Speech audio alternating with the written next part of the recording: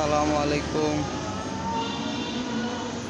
এই যে ভাই, আমরা যারা বলি মার্কেটিং কেরিয়ারে কোনো উন্নতি নাই, এটা কিন্তু এক ধরনের ভুল কথা ভাই। পরিশ্রম কোনোদিন বৃথা যায় না। পরিশ্রম করলে সফলতা একদিন আসবে। আল্লাহ বলেছে, তুমি পরিশ্রম করো, তোমার রিজিকের ব্যবস্থা আমি করি।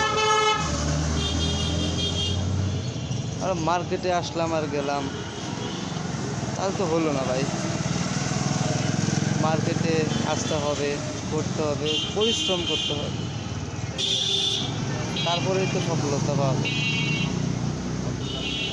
আমাকে অনেকেই বলে যে আমি মার্কেটিংয়ে জব করতাম, চাকরি ছেড়ে দিছি, কোনো কেরিয়ার করতে পারি নাই। এটা তার ব্যর্থতা ভাই।